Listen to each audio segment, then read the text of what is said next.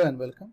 This is the part 6 of this chapter, India's foreign policy. Earlier we discussed about the Indian foreign policy, India's relation with China, US, USSR and Israel. And in this video we are going to discuss India's nuclear policy. Let's begin the video. India's nuclear program was started under the guidance of Dr. Homi Jahangir Bhabha. And Dr. Homi Jahangir Bhabha is also known as the father of Indian atomic program. Dr. Homi Jahangir Bhabha ने nuclear programme था उसके बारे में कल्पना करी और 1945 के अंदर उन्होंने Tata institute of fundamental research को एस्टैब्लिश किया। और हमारे देश के लिए वो चाहते थे न्यूक्लियर एनर्जी के लिए इस न्यूक्लियर प्रोग्राम को स्टार्ट करना चाहते थे और इसी के चलते उन्होंने ट्राम्बे में एक इंस्टीट्यूट भी एस्टैब्लिश किया जिसका नाम था एटॉमिक एनर्जी एंटरप्राइजेस ट्राम्बे। ये इन्होंने 1954 में एस्टेब्लिश किया और उनकी डेथ के बाद इसी का नाम चेंज करके BARC Bhabha atomic research centre कर दिया गया है। तो ये चाहते थे न्यूक्लियर प्रोग्राम को आगे बढ़ाया जाए शांतिपूर्ण कार्यों के लिए। बाद में देश की परिस्थितियों को देखते हुए उन्होंने इस बात के लिए जोर दिया कि भारत को भी न्यूक्लियर बम बनाना चाहिए और ऐसा ही उन्होंने एक अनाउंसमेंट अपने रेडियो, जो उन्होंने ऑल इंडिया रेडियो से इनका भाषण था जो उनकी डेथ से पहले उन्होंने दिया था, उसमें कहा कि भारत भी परमाणु बम बनाने की क्षमता रखता है और भारत भी परमाणु बम बना सकता है। इसके बाद एक मीटिंग में पार्टिसिपेट करने के लिए जेनेवा जा रहे थे और उसी दौरान इनका प्लेन क्रैश हो जाता है जिसमें इनकी डेथ हो जाती है और ये कहा गया कि ये कॉन्स्पिरेसी थी इनके अगेंस्ट, भारत के न्यूक्लियर प्रोग्राम को रोकने के लिए ऐसा किया गया। जवाहरलाल नेहरू भी न्यूक्लियर एनर्जी के न्यूक्लियर बॉम्ब को डेवलप करने के फेवर में थे। जवाहरलाल नेहरू चाहते थे कि न्यूक्लियर वेपन्स को डेवलप नहीं किया जाए क्योंकि भारत जब आजाद हुआ उससे कुछ 2 साल पहले ही जापान के अंदर एटॉमिक अटैक किया था अमेरिका ने और उससे बड़ी जबरदस्त तबाही मची थी और इसी के चलते जवाहरलाल नेहरू भी अपने शांति प्रयासों के अंदर नहीं चाहते थे कि न्यूक्लियर वेपन्स को डेवलप किया जाए और इसलिए उन्होंने 2 सुपर पावर से इस बात के लिए उन्होंने जोर दिया कि उनको भी न्यूक्लियर डिसआर्मामेंट की पॉलिसी को उनको अपनाना चाहिए और शायद इसी वजह से भाभा के प्रोग्राम के अंदर उन्होंने अपनी रुचि कम दिखाई। तो डॉक्टर भाभा की डेथ के पीछे अमेरिका का बहुत बड़ा हाथ बताया जाता रहा है। अभी कुछ समय पहले जो ऐसी न्यूज जो आई है उससे ये पता चलता है कि CIA इसके अंदर डायरेक्टली इसमें इन्वॉल्व थी। CIA जो अमेरिका की एजेंसी है, सेंट्रल इंटेलिजेंस एजेंसी जो है अमेरिका की, अमेरिका नहीं चाहता था कि भारत अपना न्यूक्लियर प्रोग्राम को डेवलप करे, भारत न्यूक्लियर टेक्नोलॉजी को हासिल कर पाए और इसीलिए उन्होंने डॉक्टर भाभा, होमी जहांगीर भाभा के प्लेन को उन्होंने क्रैश करवाया। When Communist China conducted nuclear tests in October 1964, the 5 nuclear weapons power USA, UK, USSR, France and China, also the 5 permanent member of United Nations Security Council, tried to impose the Nuclear Non-Proliferation Treaty (NPT) of 1968 on the rest of the world. जब China ने nuclear test कर लिया 1964 में, जो UNSC United nation security council के 5 permanent members में से एक है और उसके बाद वर्ल्ड के अंदर 5 ऐसे देश हो गए। ये 5 ऐसे देश थे जो न्यूक्लियर पावर से संपन्न थे और उसके बाद अमेरिका और इन्हीं देशों के प्रयासों से एक ट्रीटी लाई जाती है जिसका ये उद्देश्य था कि जिन देशों ने न्यूक्लियर टेस्ट कर लिया है वो आगे भी अपने इस प्रोग्राम को डेवलप कर सकते हैं, टेस्ट कर सकते हैं, पर जिन देशों ने ये टेस्ट नहीं किया वो उन सभी को दुनिया के सभी देशों को उसके पर साइन करने हैं। जिनके पास ये टेक्नोलॉजी है वो इसको किसी और देश को नहीं बताएंगे और जिन्होंने न्यूक्लियर टेस्ट नहीं किया वो अब आगे कभी न्यूक्लियर टेस्ट नहीं कर पाएंगे। पर ये वो जो देश थे जिन्होंने न्यूक्लियर टेस्ट कर लिया था ये आगे भी चाहे तो न्यूक्लियर टेस्ट कर सकते थे। तो कुछ इस प्रकार से ये जो ट्रीटी थी वो बड़ी डिस्क्रिमिनेटरी थी और इसी वजह से भारत ने इस पर साइन करने से मना कर दिया। इंडिया ने इसके पर साइन नहीं किया। India always considered the NPT as discriminatory and has refused to sign it. India conducted its first nuclear explosion in May 1974 at Pokhran, Rajasthan और इसके बाद भारत ने डॉक्टर होमी जहांगीर भाभा की डेथ के बाद अपने न्यूक्लियर प्रोग्राम को आगे बढ़ाया और 1974 के अंदर जब भारत के अंदर इंदिरा गांधी प्राइम मिनिस्टर थी जो नेहरू के विचारों से, जिनके विचार अलग थे और जो एक मजबूत भारत का निर्माण करना चाहती थी और उस वक्त सिचुएशन बड़ी देश की अलग हो चुकी थी। भारत ने 3 वॉर देख ली थी, पाकिस्तान के साथ 1947 में, उसके बाद 1962 में चाइना के साथ, 1965 में वापस पाकिस्तान के साथ जो वॉर हुई उसके चलते और अमेरिका जो पाकिस्तान और चाइना के साथ जो उसके रिलेशन जो डेवलप हो रहे थे और अमेरिका और चाइना न्यूक्लियर पावर बन चुके थे, पाकिस्तान को पूरा इनका सपोर्ट था।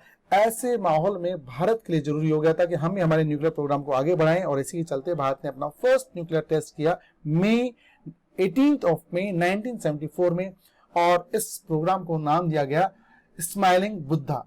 बुद्ध मुस्कुराए। इसके पीछे दो रीजन थी, एक तो ये कि उसके आसपास ही बुद्ध पूर्णिमा उनके बिल्कुल पास में ही थी, और दूसरा ये, और न्यूक्लियर जो टेस्ट किया था उसके लिए भारत ने ये कहा कि हम हमेशा शांति के लिए न्यूक्लियर को यूज करेंगे, भारत पहले किसी के ऊपर न्यूक्लियर अटैक नहीं करेगा। और भारत अभी भी इस बात के लिए रेडी था कि पूरी दुनिया में न्यूक्लियर जो आर्मामेंट है, न्यूक्लियर जो हथियार है, उनको जो स्टॉक पाइल है उनको कम किया जाए, और इसी वजह से ताकि दुनिया में शांति रहे और हमारे यहाँ पर भी देश के अंदर कोई न्यूक्लियर अटैक ना कर सके या हमारे पड़ोसी हमारे पर अटैक ना कर सके, शांति के लिए हमने न्यूक्लियर को हासिल किया। इसीलिए उन्होंने इस प्रोग्राम को स्माइलिंग बुद्धा का नाम दिया था। पर जब भारत ने अपना न्यूक्लियर टेस्ट किया तब पूरे वर्ल्ड की पॉलिटिक्स बहुत एक अजीब मोड़ के प्रति 1973 में, हमने अभी लास्ट वीडियो में मैंने आपको बताया था, अरब इजराइल वॉर चला था 1973 के अंदर, और अरब देशों ने जो ऑयल की प्राइसेस थी उसके अंदर बहुत ज्यादा हाइक हो गया था ऑयल प्राइसेस के अंदर, पूरी दुनिया जो ऑयल शॉक से इफेक्टेड थी। ऐसे के अंदर भारत के अंदर इकोनॉमिक हलचल मची हुई थी, और उसी समय हमने न्यूक्लियर टेस्ट किया, हमारे सैंक्शन लगा दिए गए। इसके बाद भारत के अंदर बहुत ज्यादा हाई इन्फ्लेशन हो गई थी, और देश भर में इसकी वजह से कई आंदोलन और हड़तालें होना स्टार्ट हो गई, और पहली बार देश के अंदर रेलवे स्ट्राइक भी हुई। ये सब माहौल था जब हमने न्यूक्लियर टेस्ट किया। इसके बावजूद भी भारत ने अपने सुरक्षा कारणों के चलते न्यूक्लियर टेस्ट हमको करना पड़ा। India opposed to indefinite extension of NPT in 1995 and also refused to sign the Comprehension Test Ban Treaty। और इसके बाद न्यूक्लियर नॉन प्रोलिफरेशन ट्रीटी को एक्सटेंड करने के लिए एक और ट्रीटी लाएगी 1995 में, जिसका नाम था comprehensive test ban treaty CTBT। India ने इसको भी साइन करने से मना कर दिया। इसके कुछ समय पहले ही चाइना ने अपना न्यूक्लियर टेस्ट किया था, और चाइना तो डिस्क्रिमिनेटरी होने की वजह से और इसी को आगे एक्सटेंड किया जाता है, क्योंकि इसके मूल रूप में बदलाव नहीं किया गया। और अगर भारत इस पे साइन कर देता तो भारत ने अपना जो सेकंड न्यूक्लियर टेस्ट किया 1998 में, हम वो टेस्ट नहीं कर पाते, इसलिए हमने इसके ऊपर साइन करने से डिनाई कर दिया, मना कर दिया। India conducted a series of nuclear test in May 1998 and demonstrating its capability to use nuclear power for military purpose. Pakistan followed and tension increase. और उसके बाद भारत ने 1998 में जब एनडीए की गवर्नमेंट थी, अटल बिहारी वाजपेयी भारत के प्राइम मिनिस्टर थे, उस समय भारत ने अब सेकंड न्यूक्लियर टेस्ट किया पोखरण के अंदर 11 और 13 मई को।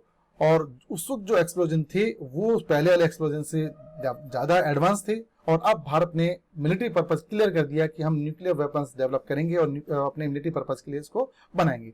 और उसके बाद पाकिस्तान ने भी न्यूक्लियर टेस्ट किए, और इसके बाद अमेरिका ने भारत और पाकिस्तान जैसे देशों के ऊपर सैंक्शन लगा दिए। इसके बावजूद भी भारत ने अपने न्यूक्लियर प्रोग्राम को नहीं रोका। मैं आपको ये बता चुका हूँ, अमेरिका भारत पर सैंक्शन लगा चुका था, पर भारत पर इसका ज्यादा फर्क नहीं पड़ा। अगर आप ये जानना चाहते हैं तो आप मेरा वीडियो देखिए, जिसमें मैंने आपको अमेरिका एंड यूएस रिलेशन के बारे में बताया। India's nuclear doctrine credible minimum nuclear deterrence प्रोफेसेस। Bharat का जो न्यूक्लियर डॉक्ट्राइन है, इस बात के ऊपर सिद्धांत हमारा इस पर आधारित है, क्रेडिबल मिनिमम न्यूक्लियर डेटरेंस। हम जो है कम से कम न्यूक्लियर डेटरेंस डेवलप करने के लिए हमने न्यूक्लियर प्रोग्राम को हमारा स्टार्ट किया है, ताकि अगर हमारे पास न्यूक्लियर वेपन है तो कोई ऐसा देश जिसके पास न्यूक्लियर वेपन है वो भारत पे हमला नहीं कर पाएगा, और वो भारत पर हमला करते हुए इस बात के लिए डरेगा कि भारत के पास भी न्यूक्लियर वेपन है और वो भी भारत भी हमारे पे न्यूक्लियर अटैक कर सकता है। तो इस डेटरेंस को डेवलप करने के लिए हमने हमारे न्यूक्लियर प्रोग्राम को हमने आगे बढ़ाया। और इसके अंदर भारत ने एक बात को और क्लियर किया, नो फर्स्ट यूज, यानी हम पहले किसी के पास न्यूक्लियर अटैक नहीं करेंगे, पर अगर कोई हमारे पे न्यूक्लियर अटैक करता है तो हम उसका मुंह तोड़ जवाब देंगे। India's commitment to global verifiable and non discriminatory nuclear disarmament leading to a nuclear weapon free world. और भारत अभी भी इस बात के लिए जोर देता है कि पूरी दुनिया में से न्यूक्लियर वेपन्स को समाप्त कर दिया जाना चाहिए। अगर पूरी दुनिया के सभी देश इस बात के लिए तैयार हैं तो भारत भी अपने न्यूक्लियर वेपन्स को समाप्त करने के लिए तैयार है। India's nuclear policy recent development. अब भारत की न्यूक्लियर पॉलिसी के अंदर चेंज आया है, उसके पीछे कुछ ऐसी परिस्थितियां हैं जिसको अभी हम डिस्कस करेंगे स्लाइड में। India's nuclear policy has always been peace oriented whose clear impression is reflected in the policy of no first use। Bharat ने नो फर्स्ट यूज की पॉलिसी को बनाए रखा काफी लंबे समय तक, और भारत न्यूक्लियर डिसआर्मामेंट के फेवर में रहा है। भारत चाहता है कि न्यूक्लियर को केवल शांतिपूर्ण कार्यों के लिए यानी एनर्जी डेवलपमेंट के लिए न्यूक्लियर को यूज करना चाहिए। But in view of contemporary regional security challenges, the present government led by prime minister Narendra Modi has made it clear that the policy of no first use can be reviewed. अब नरेंद्र मोदी की सरकार ने, जैसे कि हमारे रीजनल सिक्योरिटी के लिए जो इश्यू पैदा हुए हैं, अभी आप लोगों ने देखा होगा पाकिस्तान ने भारत के ऊपर उरी में जो अटैक हुआ, उसके बाद भारत ने सर्जिकल स्ट्राइक करी, और उसके बाद भारत के अंदर दोबारा अभी पाकिस्तान ने जब पुलवामा अटैक किया, भारत ने उसका बदले की कार्रवाई करते हुए, रिटेलिएट करते हुए एयर स्ट्राइक करी।